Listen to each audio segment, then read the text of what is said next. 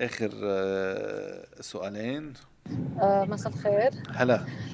آه، حبيت شارك معكم اهلا أو وسهلا. أبدي رأيي بالنسبة لمسلسلات رمضان. تفضلي. أنا منى.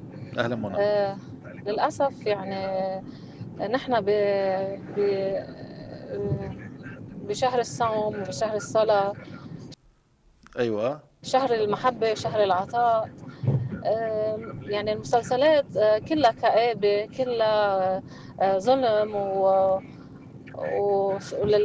يعني في مثل نيجاتيفيتي. ما حكي أستاذ جمال إنه في مواضيع ما لازم تنحكى يعني بهيدا الشهر تحديدا. نعم. يعني يعني عم بيضووا على مواضيع شوي مش هلا اوكي، يعني. وصلت الفكره، ما رح كفي الفويس، بعتذر منى بس انا الوقت فهمان كثير صار ضيق عليها. لحتى يمكن هي اسمع عم اجابه الدكتور. تتابعني اول شيء منى، بحييكي. يمكن هي عم تتابعني على المشهد، لانه أيوة. انا قلت هيدا الكلام عن مسلسل لام شمسية. يدفعونا اليوم المشهد لانه صرنا نعمل لهم دعايه. لام شمسية، انا عم بطلع عليها يعني، هلا طالع لك ببلاش يعني. ما في شك، ما في شك. عم جيب لك خلاصة اللي ما في عملته له. شك.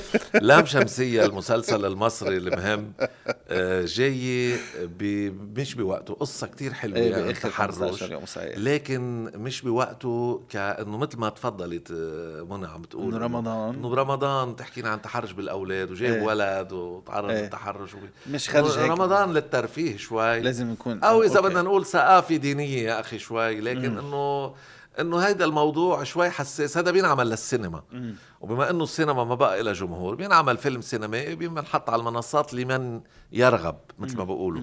هي فعلا. وبعدين ليش عطول المسلسلات لازم تكون دراما وجرايم وقتل انه خلينا نعمل شيء هيك كوميدي، شيء بيضحك. افتقدت انا المسلسل الاطفال مثلا، شيء هيك مغامرة اطفال. بتتذكر؟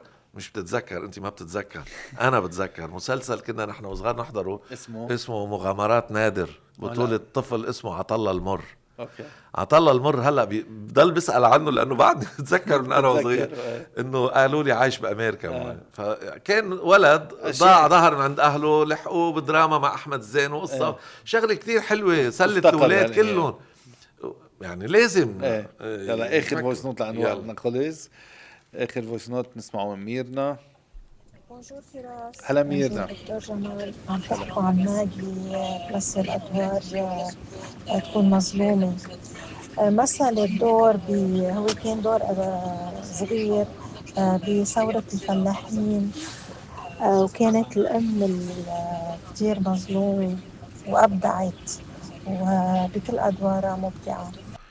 ثانك يو ميرنا. حلو ما حلو، في ذكرتنا ما في بالدور. سؤال. ايه ذكرتنا بالدور. ايه منيح ذكرتنا. انا بحب ليك تفاعل الجمهور. ايه. احلى شيء بيحسسك انت انه تنتبه، انت كل كلمة عم تقولها في مسؤولية عليها، لانه في ناس ناطرينك وناس بيفهموا. لاحظ صحيح. كل اللي اتصلوا وعلقوا ناس فهمانة. في كتير بعد، سوري بس يعني ما في يعني وقت. الناس اللي عم تعلق مش واحد هيك عم يطحنك، واحد فهمان عم يحكيك ويسألك ويناقشك. صحيح. يعني انا قلتها كمان مرة، كذا مرة بقولها ببرامج، انه الجمهور صار عنده ثقافة النقد. ما بقى يطلع النقد يحكي لحاله والباقيين يسمعوا له، لا، صاروا بيعرفوا ينتقدوا مثله. صح. لأنه تعلموا، صاروا ينتبهوا من النقاد شو بيركزوا، صاروا هن يركزوا. والممثل صار عنده مسؤولية. صحيح. إنه الجمهور ما بقى بسيط. السؤال الأخير، هل افتقدت نادين نسيب نجيم وسيرين عبد النور بالشاشة اللبنانية برمضان السنة؟ نادين وسيرين بالذات أنا ما بفتقدهم، لأنه هولي لازم يكونوا كل السنة عم يقدموا أعمال.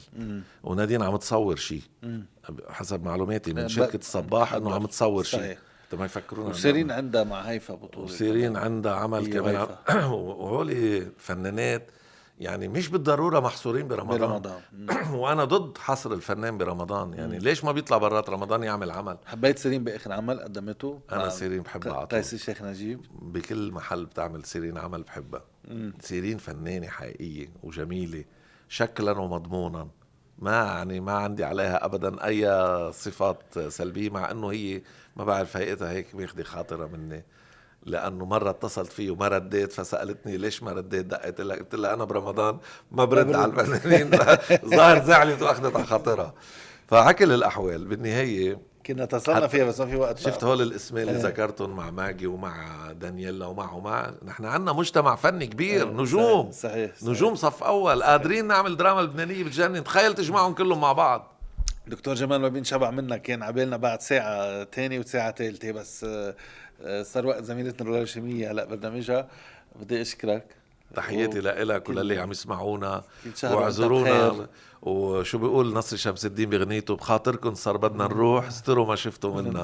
ان شاء الله ما نكون دمنا تقيل على حدا. ابدا، دايما رمضان كريم دايما وعيد فطر أراءك. سعيد وصوم مبارك للجميع. وان شاء الله سنة الجاي عيد الفطر بيجي مع عيد الام بنفس اليوم، يعني تقريبا مش تقريبا بنفس اليوم.